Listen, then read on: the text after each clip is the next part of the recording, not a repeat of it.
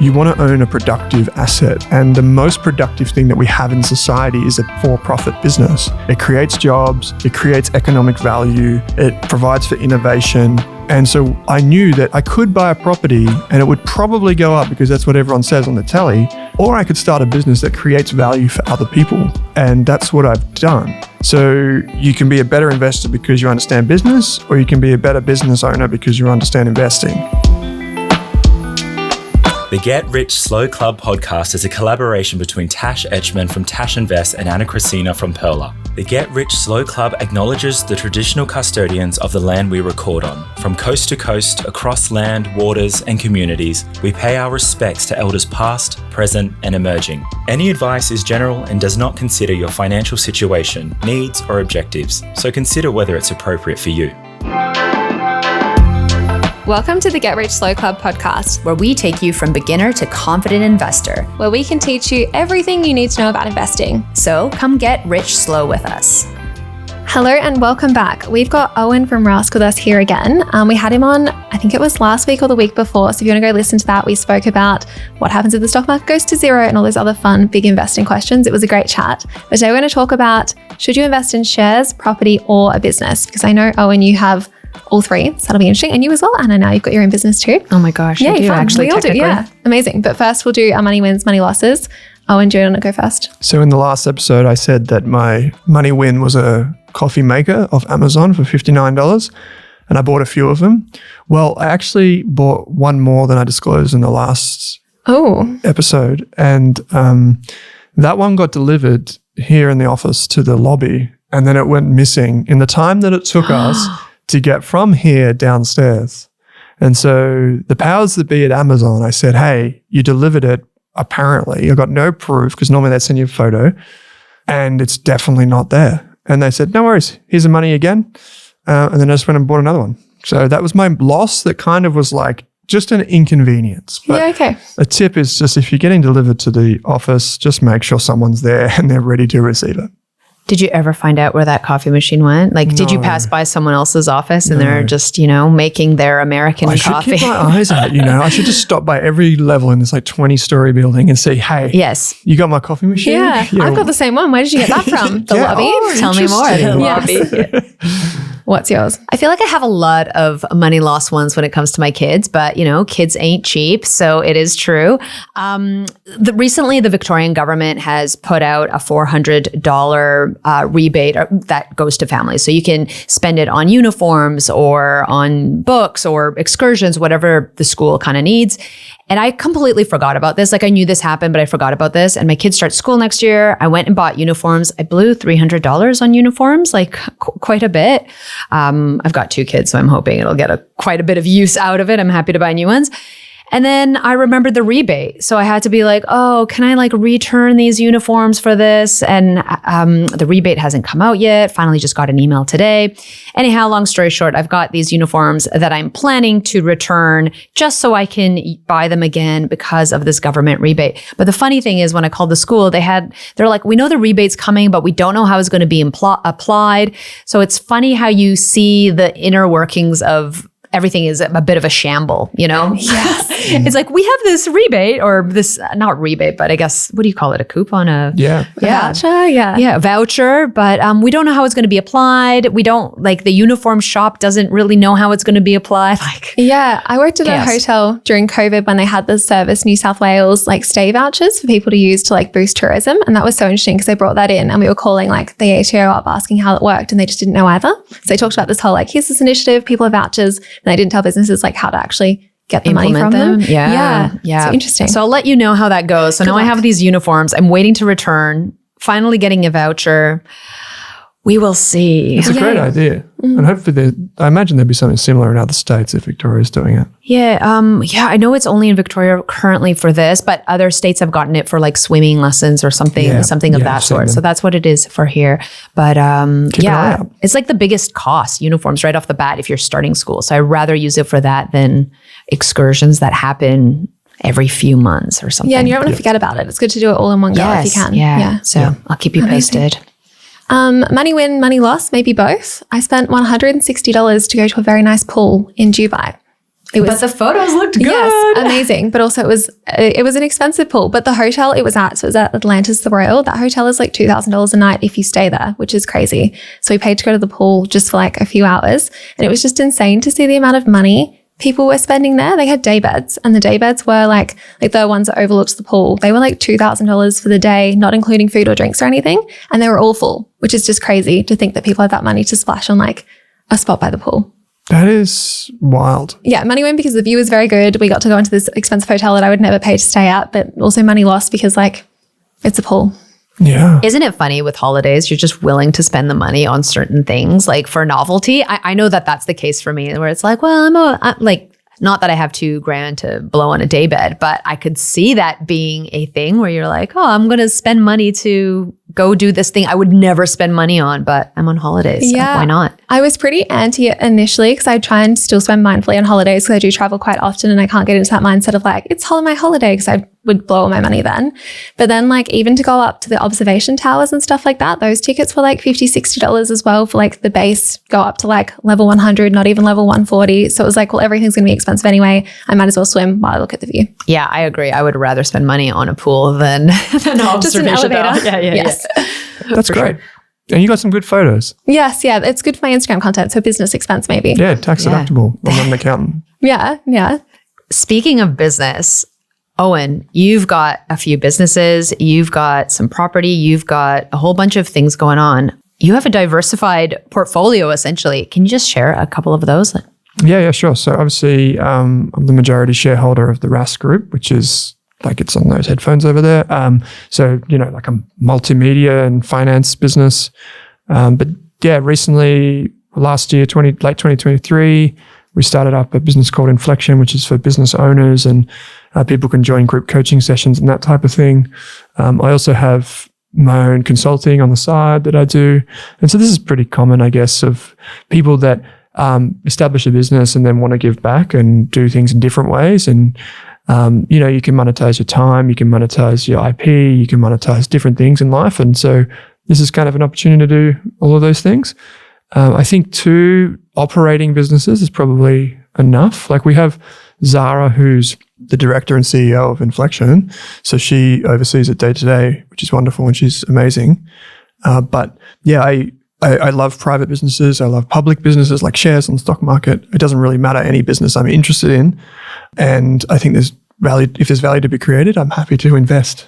I'm really curious about your journey. So where did you start initially? Did you just start by buying shares when you were younger? Tell us about that. Yeah. So early days, didn't grow up with a lot of money. My background is a little bit unique in that I grew up semi-regional, grew up towards the Yarra Valley. And it was interesting because it was like, you could juxtapose that with where my family came from. On one side were Holocaust survivors and grew up a pretty poor part of Victoria.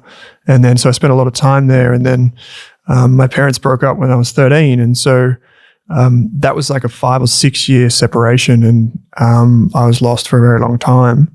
And so, I went back and forth to different unis, different courses, got into the special forces when I was young. Started on that path, and I shouldn't say special forces, I pay respect to that. I got into something called the Special Forces Direct Recruitment Scheme, which is the only way to get into the Special Forces from civilian life. What's Special Forces? Is it like Army? Yeah, Navy? so it's the highest standard of the military. In the Army? Okay, yeah. Yeah. And so I started on that path and then realized what I was doing was actually just running away from issues that I had at home. So I came back, studied social science of all things. And then I didn't know that. Interesting.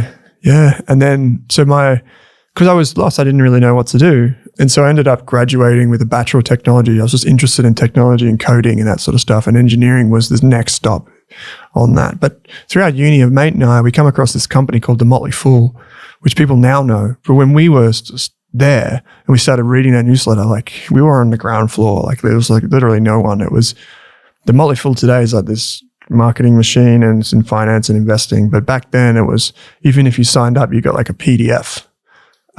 That's what it was, right? So I love like hearing back, like, do you remember modems? It's like trying to download things. And now it's like, yeah, now you're like, whoa, that's very different. Yeah. So they just put out a call on their newsletter and said, hey, if you're a freelance writer, or you'd be interested in talking about stocks, write in and let us know. And so my mate and I did. And initially we were unsure if they would take two of us. So I just wrote my articles under his name, and it was all under Ryan Newman, who is still the director of research at the Motley Fool. So I'll call him out. It was 2 for 1. And we started writing, ended up staying with the Motley Fool for 5 years. And you had a technology degree, not a finance degree? No. So what was happening at the time was you could go to like TAFE, like vocational study, and you could get a diploma or an advanced diploma or something like that through the Commonwealth Government in Australia. And as long as your qualification was above your existing qualification, you could get a Commonwealth supported spot effectively. And so at uni, I was just so frustrated that, what do you mean I have 5 months off a year? There's only 2 semesters. This seems like a joke. What am I going to do for the other 5 months? So what I would do is during those periods, this is before like trimesters and quadmesters and all that sort of stuff came in. So I would go and take other courses during that break and work at the same time. And so I did a certificate 4 of sport and recreation. I did a diploma of financial services, a diploma of mortgage broking, advanced diploma of financial services. I did occupational health and safety. And what I would do to try and to step around the rules is I would enroll in multiple diplomas at the same time. So technically it was still above what I had existing. Yeah, all the set fours at once. And so eventually I graduated, and I was interested in financial planning and finance. So I did like diplomas and stuff. So when I graduated, I had like 5 other diplomas or certificates or advanced diplomas with my degree. And they were in finance and all that sort of stuff. And then I went on to do the masters and everything. But yeah, in about 2017, to cut a long story a bit shorter, started the Rask group because I was really passionate about education. I realized there wasn't enough true education. Like you go to the CBA website and you would click on the education tab and it would just look like marketing. Like this is literally what it was. It was like education about their products. Yeah. So that was not my definition of education. So I wanted to do something about that. And Rask has since grown, and it's got to the point where it's doing well, and I love it. But I can also use that business and the capital and the brand and that sort of thing to then seed other things and to grow in other ways. And so that's what we're doing now. We're kind of at that step 2 of however many steps come is like, well, we have to establish the brand, develop a cash flow business, so then we can take that capital and then recycle it into other things as well. And that's where we're at now. Did it start as a side hustle back then, or did you quit and go all in? Well, in finance, as you two would appreciate, it's not always easy because you have to have licenses. And if you are working for a company, it's like a conflict if you then go and do your own side hustle, because then whose license are you acting under, or like what's going on, right? So it's a bit of a... Anna's smiling. She's like, yes. Yes, I get it. And so it's not like, say, if you're an electrician and you work for someone 5 days a week and you think, okay, I just got my A grade certificate, so the electrician might be like, well, on the Friday, say to my boss, I'm just going to work 4 days with you, and on the Friday, I'm going to do my own jobs and I'm going to sign off on myself. That's all well and good. You can't just sign off on something in finance. Like, it's not how it works. So it was really just, I knew that there was an idea there. I built up a cash buffer. Like in my early 20s, I saved up over $100,000, mostly through my work with the Motley Fool and investing and what have you. And I could have bought a house. And in some ways, there's a whole story about that, but I probably should have. But I took that money and it gave me a runway to start the business, because the business wasn't profitable for many years and ended up not taking a wage for like 3 or 4 years. And so I used that money to seed the business. I was reading a lot of Warren Buffett at the time, and he'll tell you, if you read enough of it, that you want to own a productive asset. And the most productive thing that we have in society is a for-profit business. It creates jobs, it creates economic value, it provides for innovation. Like, if you don't believe that, you can happily go live in Russia or like former communist China and see that it doesn't work, that other model. And so I believe that.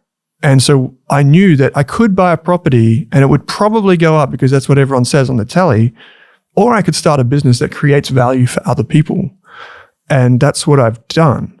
And so there was it wasn't that easy, but like, that's how I thought about it. And so I took the money that I thought I could put in property, but I had this really good idea to help other people with a for-profit business. And so that's what I did. And I put the money into that. And here we are 6 years later. Amazing. Yeah. So you've got your businesses, you've got property, you've got like now looking back with that 100K that you had, that you kind of put into Rask, would you go and do the exact same thing again? Would you have bought a house? Would you have done a different business? Would Rask look completely different? Yeah, I think it would look different. I definitely tried really hard in the early days to get a co-founder. Like I wish I had a co-founder, because a co-founder or just a business partner, however you want to think about it, there's a lot of issues with that, particularly if it's family. I wouldn't do that. But particularly like having a co-founder is like a sounding board. You just spent a week trying to do this thing over here. They would have come in and said, hey, Owen, that's the dumbest idea I've ever heard. You're an idiot. Stay over here. And it would have solved years of lost time and a lot of mistakes and a lot of stress. So I would have, if I could have done things differently, that's what I would have worked harder on. I did work really hard on that. The only times that we've ever raised money for our company, we've raised $120,000, which is that sounds like a lot of money, and it is. But in the scheme of building a business that is like, has to do way bigger things, that's not a lot of money. But the reason that I did that was because I didn't want the money. I wanted the people involved. And so I was actively trying to get more and more people to join with me. And those people are wonderful people and they still supported me in a different way. But, I was actively trying to do that.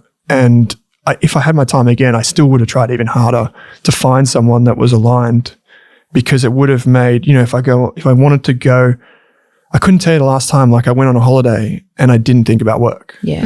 Or had to do something. Like I had my first day off in 4 weeks on Sunday, but I still spent 2 hours in the morning, replying to emails. And you're still thinking about it at all times as soon as it's yours. Like it's always in your brain. That's always been the biggest fear for me, being like, starting a business, but then not being able to switch off. Because that's what I really love about having a corporate job. You go away on holiday for a month, you turn off your email, someone else is going to deal with it. But that's really hard when you're a business owner. Yeah, absolutely. And Australia is a country of small businesses. There's 2.6 million registered businesses in Australia. Which is just wild when you think about it, like the amount of businesses. There's 30 million in the US, but there's a bit of a different regime there. So I think like if you think about that, like Jensen Huang, who's the founder of NVIDIA, he was asked in 2023 if he would do it again. And that's probably it is, at the time of recording, the most valuable company in the world. And he said, hell no, he wouldn't do it. And there's a lot that goes into doing that. So I would just say there are some like really good books on how to start a business. And you should definitely take the time to absorb as much as you can, because there is some really good wisdom, like the E-Myth Revisited, Traction by Gina Wickman. So many good books, like Australian books too, that are on business. I think Glenn James came out with a book. I haven't read it yet. There's, what's the other book in Australian context? There's a book by the Judo Bank founders, so the founders of this big bank, Joseph Healy and David Horneroy. They're really good books because they just help you understand like what's actually involved. And if I had advice for someone starting out, it'd be, try it as a side hustle. Don't test the water with both feet. Like start it as a side hustle if you can. Develop the systems. Learn from other people first.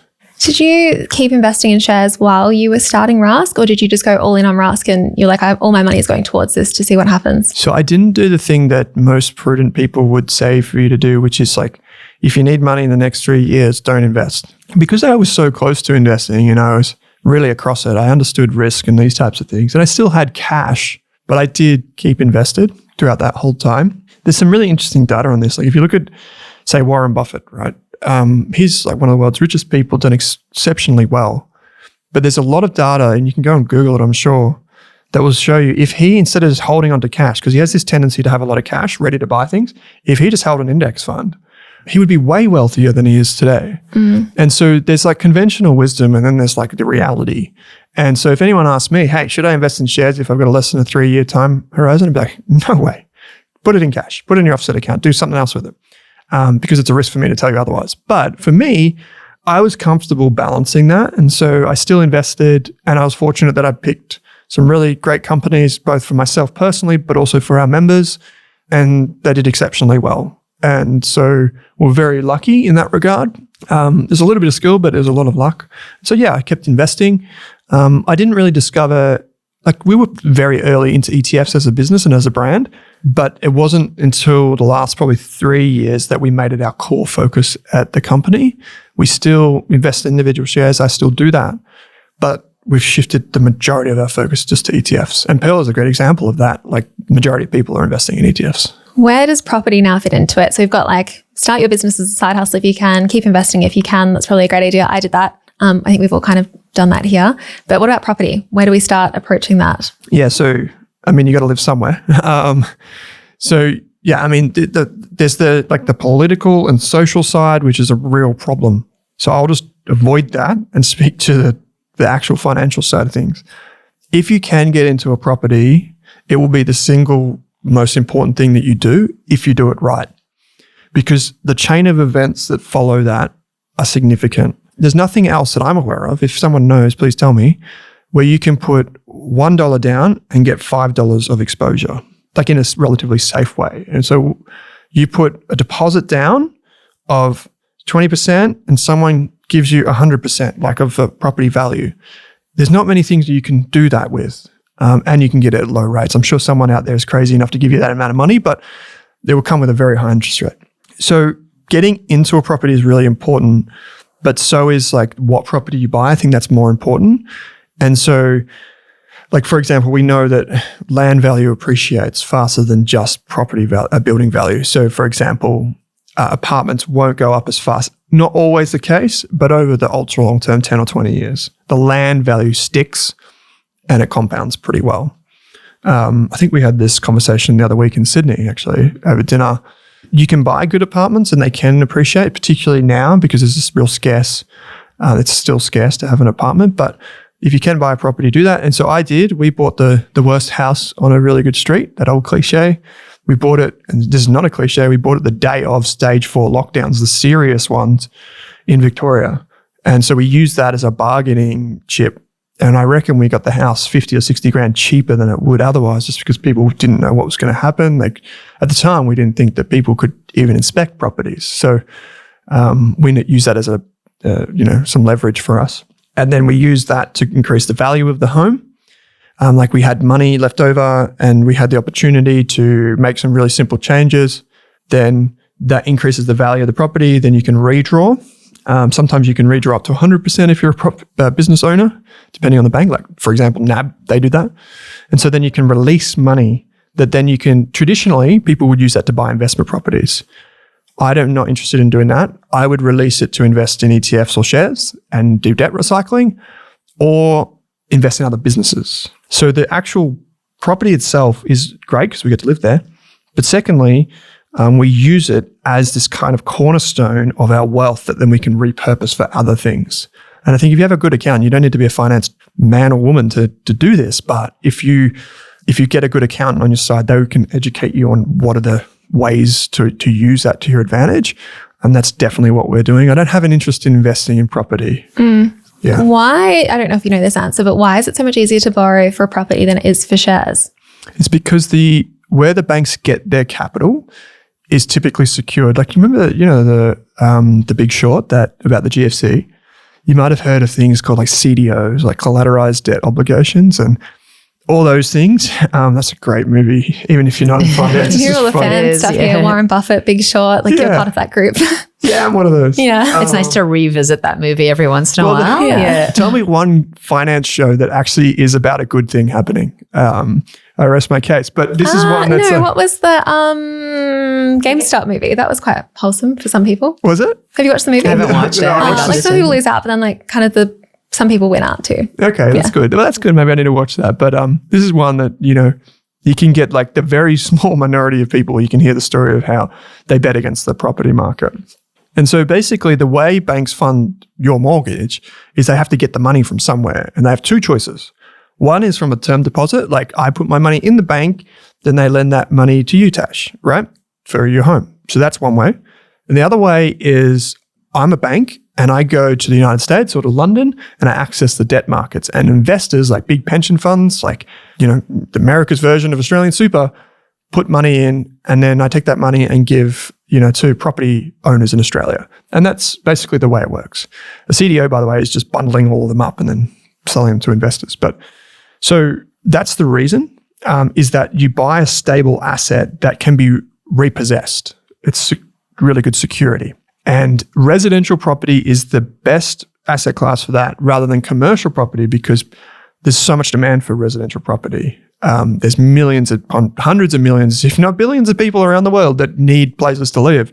So they know that they can sell, and that's basically the asset class itself is very unique. Even commercial property, you would need, well, at least 30%, but normally 50% of a deposit. Why can't they just do that with like an ETF then? Can they not repossess ETFs as easily? Yeah, so they can. And I think that's what's going to happen in the future.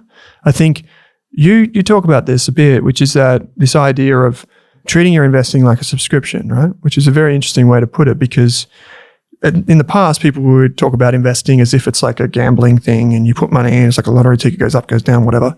But ETFs take away a lot of that unknown. If a traditional ETF, like an index fund ETF, they take away a lot of that. And so, yeah, you're going to get some years where you go down 10%, but you're probably not going to get the years where you go down 70% and then back up 50. Like that, you might, but it's probably not going to happen. At least not if you have like 4 of the ETFs.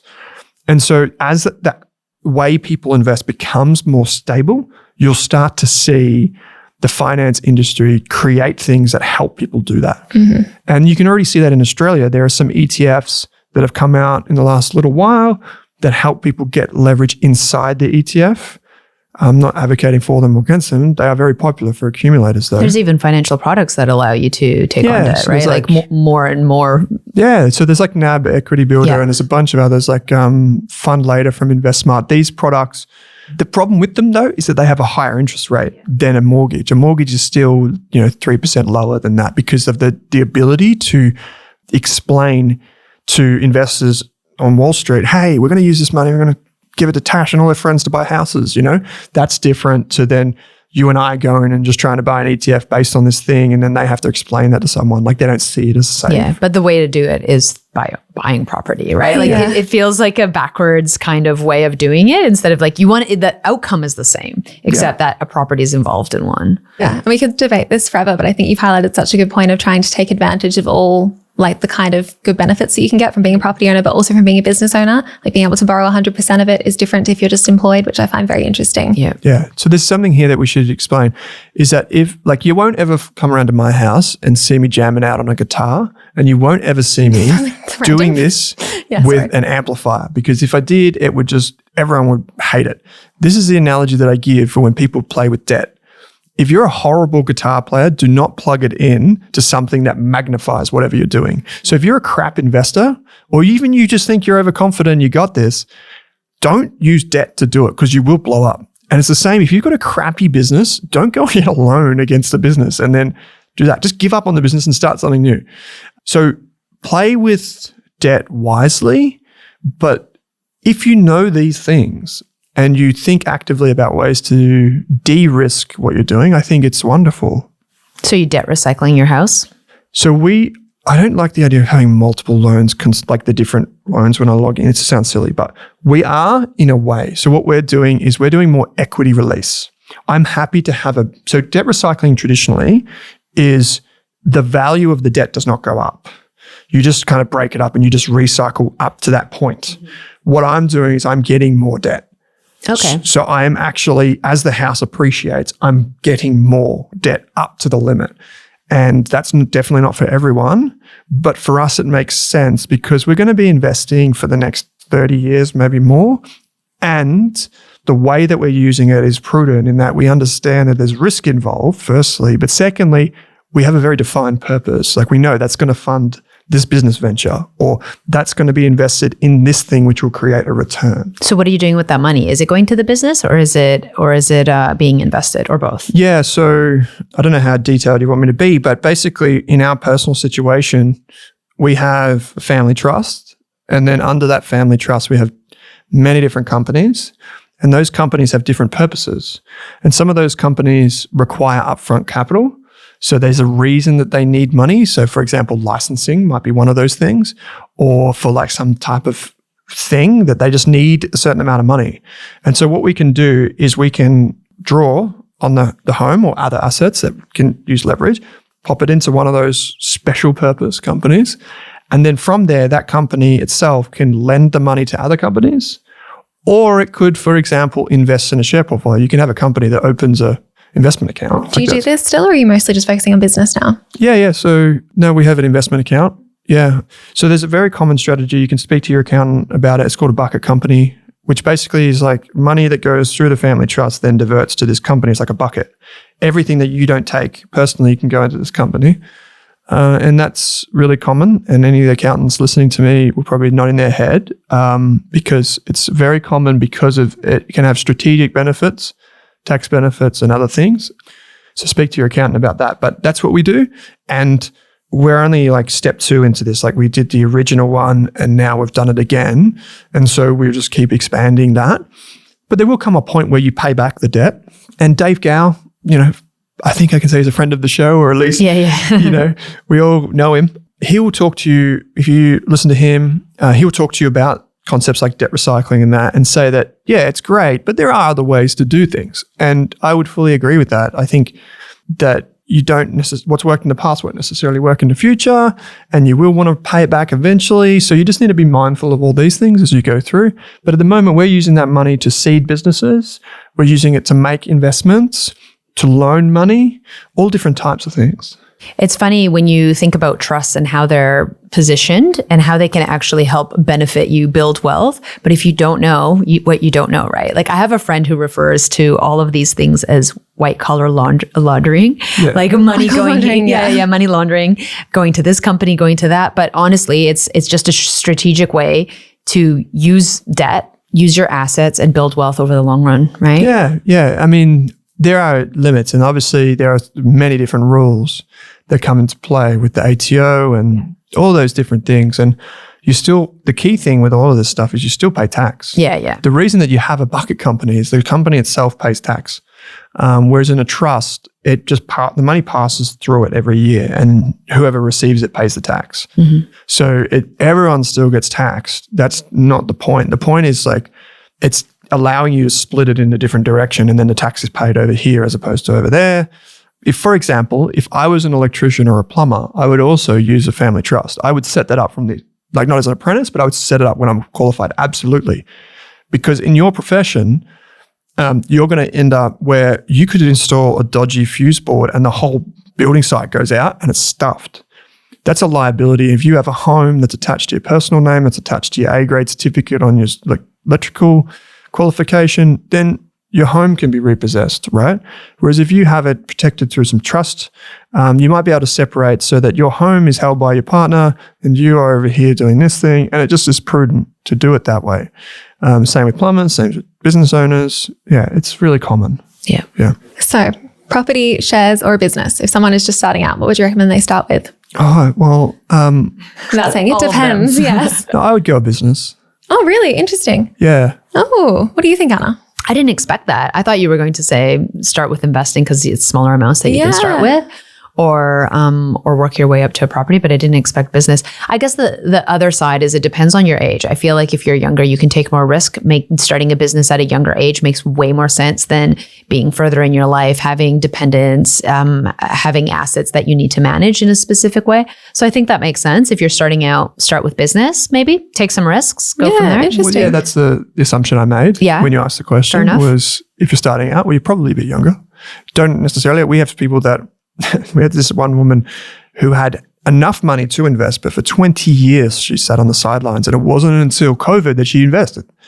And so this lady has obviously been sitting on cash for 20 years, so she was a little bit on in her journey, but so for her, maybe a business isn't right. But yeah, if I was starting out, the reason I would start a business, and when I say that is like, you don't need to do it's all or nothing, but I would just understand how a business runs. So you can be a better investor because you understand business, or you can be a better business owner because you understand investing. So which one comes first? If you go to Kiyosaki's cash flow quadrant, you make money from your own time, you make money from consulting, you make money from your own business, or you make money from someone else's business. And I often tell people that if you think about those 4 quadrants, your role as a person, as a little economic miracle, which we talked about before, is to get as quickly from the first quadrant to the 3rd and the 4th. So don't just stay in a job that pays you just a salary. Start to think of ways you can have a side hustle or become a consultant as quickly as you can. Then think about, how do I become a business owner in my own right, like a company, maybe I employ people, and then think about, how do I invest in other people's business? Now, you could bypass that third step because it is a lot of effort. You could go straight to investing. But either way, you just want to make this conversation seems to have turned into about leverage, which is this idea of how do you take your, not just your money, which is financial leverage, but how do you take your effort and your skills, your knowledge, your career, your IP, your knowledge, how do you take all that stuff and leverage it? Yeah. And I think consulting or like having some sort of thing that you do on the side is a great way to add leverage to your skill set. If you're a baker, you work for someone, or maybe you start like your own store on Saturdays at a thing, and you specialize in like croissants or those little twisted cinnamon bun things, which I absolutely love. But maybe you take that and you go, I can earn $600 on a Saturday and I'm going to earn, $1,500 in a week. That extra Saturday is worth it. And then once that gets big enough, then I can do it full time, And so I would say start the business because you'll figure it out pretty quick if it's for you or not.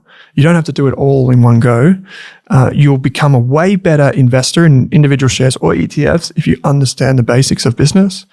You don't need a qualification to do it necessarily, like to become a business owner. So I would just encourage everyone to go do that. How are you feeling, Anna? I know that you've recently started your own side hustle business. Like you opened your own ABN and everything. How are you feeling about like job versus business versus investing? Yeah, I mean, I'm going to be honest. I think a lot of this comes down to our money beliefs. And for the longest time, I think my money belief was like, I don't ever want to be a business owner. A lot of the people in my life who were business owners were stressed all the time, couldn't take a proper holiday, couldn't balance things. And I always really loved I would say in the most recent history, I've loved my jobs. I've had really horrible jobs earlier in my career. Let's not think about those, but I've loved my job. And so it was really hard for me to want to step away from that.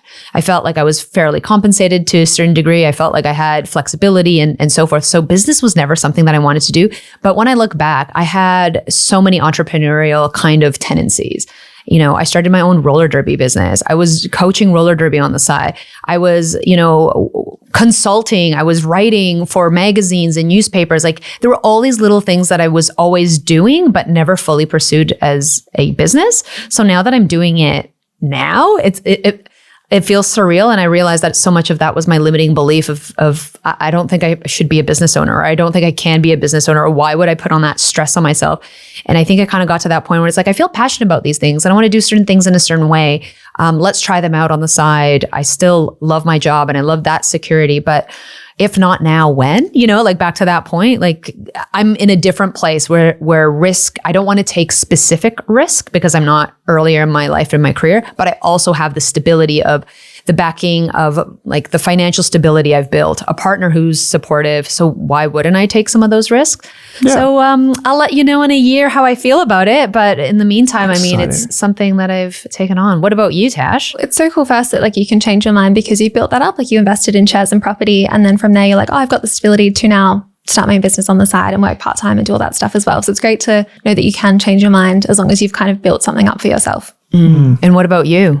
I was so anti doing content stuff full-time for so long. So I didn't see content creation as like a business at all. So I kind of ended up falling into it. I know I've told this heaps on the podcast, but it got to the point where I couldn't work and do this stuff at the same time. So then I quit to do it full-time. But yeah, it's like such a limiting belief around it not being a business because there's so much stigma around like influencers and social media. But like it is a business. Isn't it crazy that it's a limiting belief? Like we talk about money and limiting beliefs of like, I don't think I can invest or I don't think I can ask for a raise, but like starting a business is a limiting belief. Like, I don't think I can start a business because I'm not an entrepreneur or whatever. Like that's not the traditional businesses that I see people talk about in books. Like that's not like, I don't know what people are like talking about car washes. I was talking to a girl who's like got a cleaning business now. Like it's not a traditional business in that way, but it still makes money. Well, media businesses, social media businesses are often predominantly run by women online, like the social media side. And it's not maybe held at the same legitimacy as, unfortunately, men who are running these media businesses. They're seen in different lights, influencers, right? We're using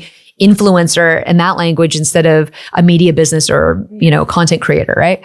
So it goes back to how do we perceive these businesses? And that's changing too. And how we've set ourselves up as well. So I bought an apartment. I know not the best in terms of apartment versus house, but because it was positively geared the whole time, I had the opportunity to quit my job and I wasn't stressed about paying a mortgage. I had invested quite a bit of money. I had all that security behind me. And that makes such a difference when you are quitting to try something new.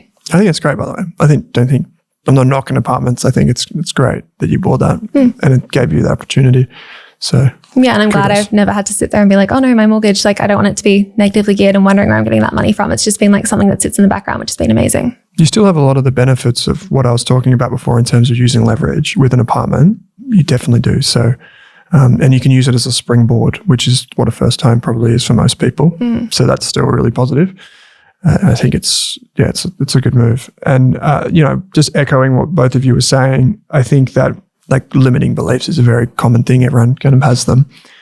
And I'd just say that, with, in particular, in your case, Anna, if you were to go back to not being a business owner, to like say, for example, go back to an employer and take a salaried position, you would probably be paid a lot more, because as someone who has done this for long enough, I would love to employ ex-business owners because they just get it. Yeah. Like they're like, I get that what you're going through. It looks like that's what they would be saying to me. It looks like you're having a bad day.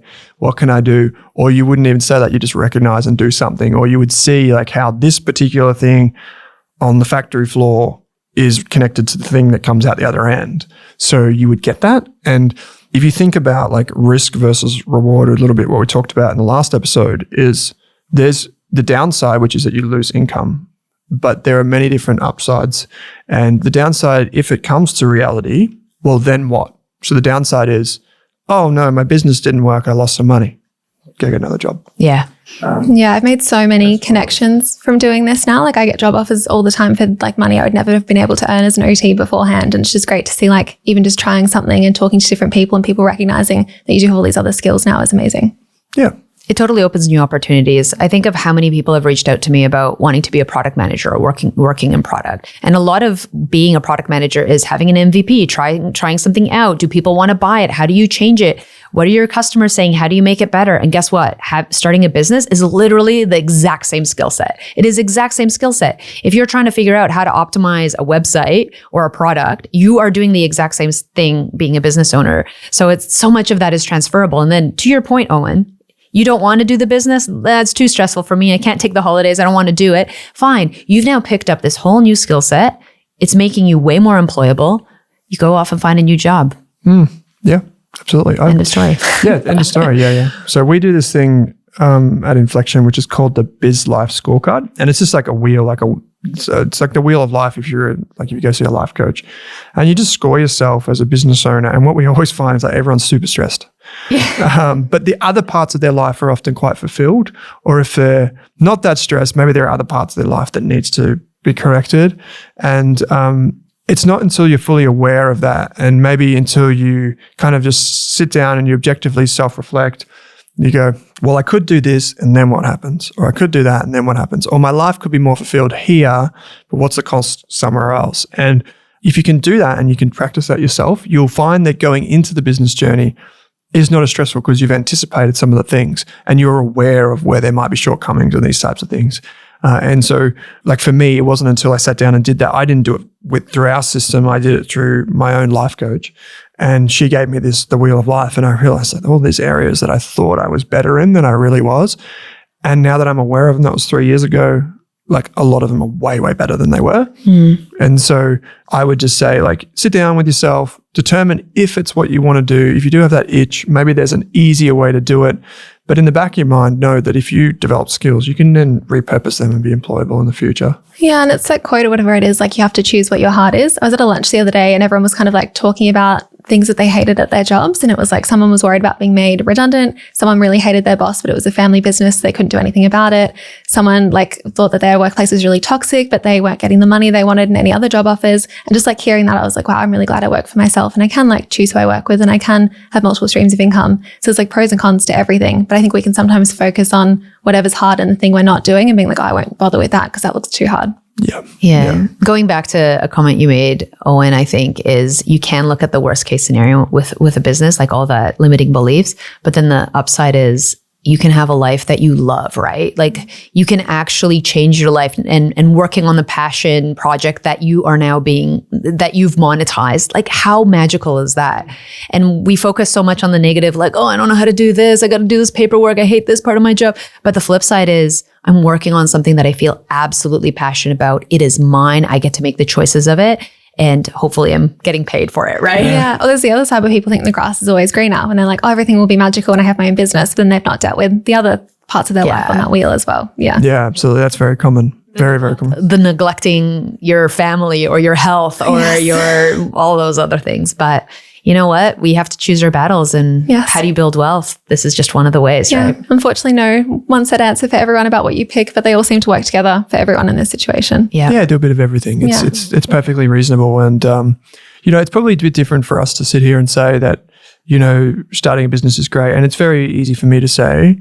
There are many realities where maybe the Rask business didn't work out. Maybe the other one didn't work out. Maybe, when I met Zara, who runs Inflection, it was for a mutual friend for a going away party. Our friends could have gone away and we didn't attend that party and whatever. So, there are certain things that are just coincidence and luck. So let's not sugarcoat that it's all going to be roses. I deal with a lot of business owners that get to the end of the road and they've got a few $100,000 in debt and it didn't work out and the business partner ripped them off and all these types of things. But you will become richer for it as a person, I think, if you do it. And again, that comes back to why I choose that over shares and property is that it does make you a bit more kind of like worldly. But either, I would still invest in some shares. I would still invest in property if I could. And you can, and we're in a very fortunate position in this country where you can strive for that. So that would be my piece. Amazing. Any final words? Not from me. No. Okay. Thank you so much for joining us again. 2 wonderful episodes. Everyone should go back and listen to the other one if they haven't already. But thank you so much. Thanks for having me. It's great. Thanks, Owen.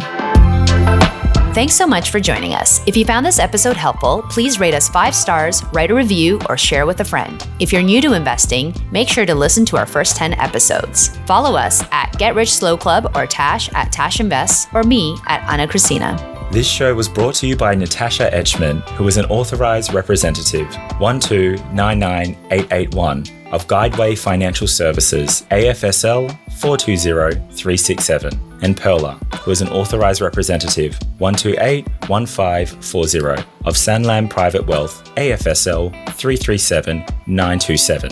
Knowledge is power, especially when it comes to investing. So make sure you check out our financial services guides and read the product disclosure statement and target market determination for any investments you're considering. See our show notes for more info.